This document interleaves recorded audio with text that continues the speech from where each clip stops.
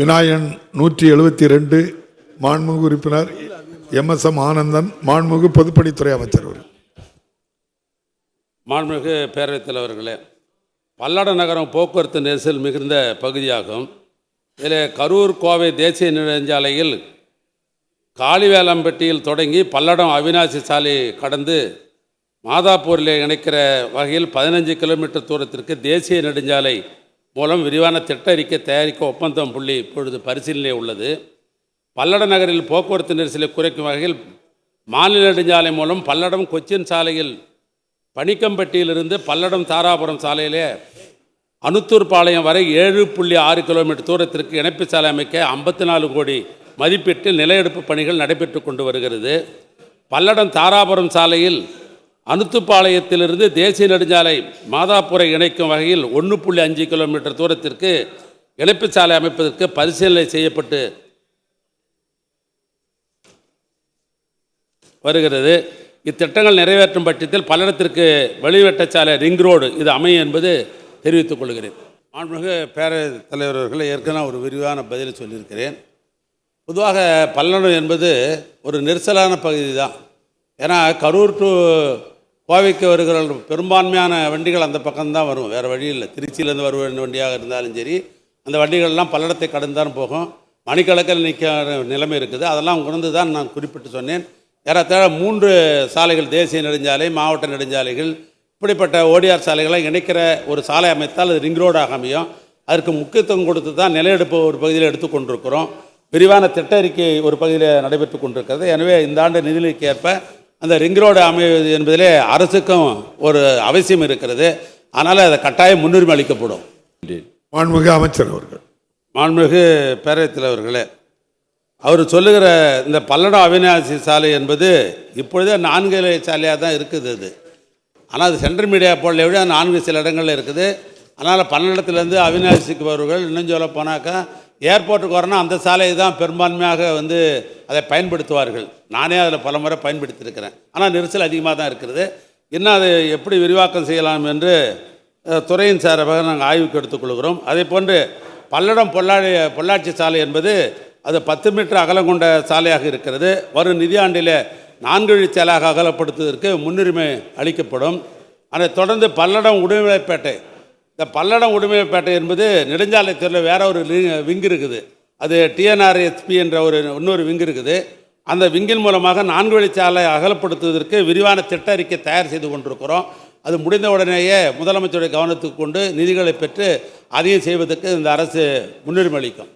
மாண்புமிகு பேரவைத் தலைவர்களே, தென்பகுதியில் இருக்கிற மதுரைக்கு முக்கியத்துவம் தர வேண்டும் என்ற அடிப்படையில் தான் தமிழ்நாட்டு முதலமைச்சர்கள் பொறுப்பேற்ற உடனேயே நகரப்பகுதியில் இருக்கிற அந்த நெரிசலை குறைப்பதற்காக 2 பாலங்களை அவருடைய திருக்கரத்தால் துவக்கி வச்சு பணிகள் நடைபெற்று கொண்டிருக்கிறது.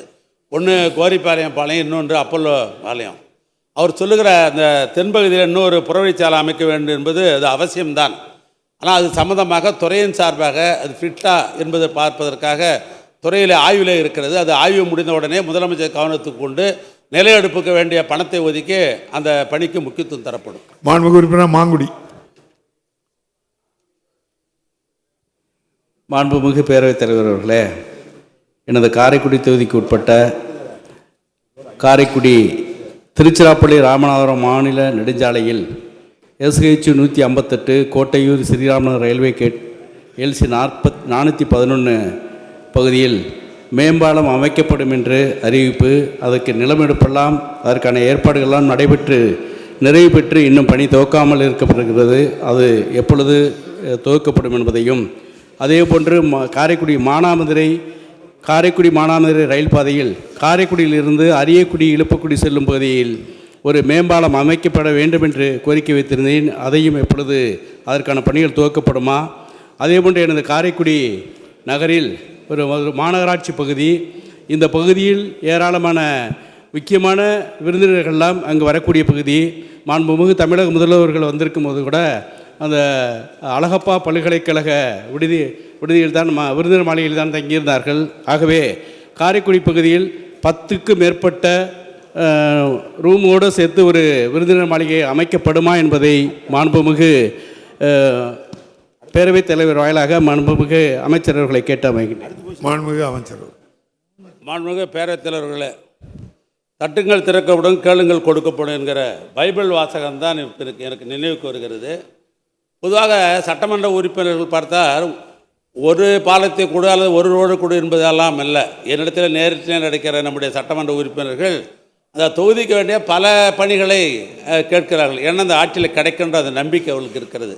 இப்படி எனக்கு கொடுக்கப்பட்ட கடிதம் மாங்குடி அவர்கள் ஏற்கனவே அந்த இடத்துல கொடுத்துருக்கிறார்கள். துறை சார்பாக முதலில் ஒரு கடிதம் கொடுத்தா துறைக்கு அனுப்பி இது ஃபிட்டா எடுத்துக்கலாமா என்ற அளவில் சொல்லுகிறோம். அதுக்கு பின்னால் எடுத்துக்கொள்ளலாம் என்று கூறும்பொழுது அப்புறம் டிபிஆர் தயார் செய்கிறோம். டிபிஆர் தயாரித்த உடனே அப்புறம் முதலமைச்சர் கவனத்துக்கு கொண்டு பணம் ஒதுக்கப்பட்டு டெண்டர் கோரப்படுறது தான் ப்ரொசீஜர்.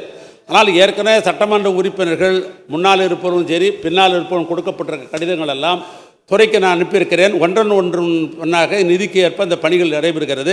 மாங்குடியை பொறுத்தளவுக்கு ஏற்கனவே எனக்கு கொடுத்துருக்கிற எல்லாம் டிபிஆருக்கு அனுப்பியிருக்கேன். அது வந்த உடனேயே எதெல்லாம் செய்ய முடியும் என்பது உங்களுக்கு நான் கடிதமாகவே பதில் தருகிறேன். மாண்புமிகு அமைச்சர் அவர்கள். மாண்புமிகு பேரவைத் தலைவர்களே, நம்முடைய மூத்த சட்டமன்ற உறுப்பினர் OH மணியம் அவர்கள் சொல்லியிருக்கிற கோரிக்கை ஒரு நியாயமான கோரிக்கையை கூட அவைகள். ஏன்னா சென்ற மாதம் மாண்பு முதலமைச்சர் நாகப்பட்டினத்திற்கு வருகை தந்தபோது நான் முதல் நாளே நான் வேதாரண்யத்துக்கு நானே நேரடியாக பார்த்தேன். ஈசிஆர் ரோடு என்பது நான் இந்த வேதாரண்யத்தை தள்ளிவிட்டு இன்னொரு பகுதியில் போய்விட்டது. அவர் கேட்கிற சாலையை நானே பயணித்தேன். அது நியாயமாக போடப்பட வேண்டியது தான். நான் துறையின் சார்பாக அன்றைக்கே நான் அவருக்கு அறிவுறுத்தியிருக்கிறேன். இந்த ஆண்டு எந்தெந்த பணிகளை எடுத்துக்கொள்ள முடியும், விரிவாக்கம் செய்கிற பொழுது நிலையெடுப்பம் செய்ய வேண்டிய ஒரு நிலை இருக்கிறது. ஆனால் அதிலிருந்து நிலைக்கு ஏற்ப அதற்கு முக்கியத்துவம் தரப்படும் கட்டாயம்.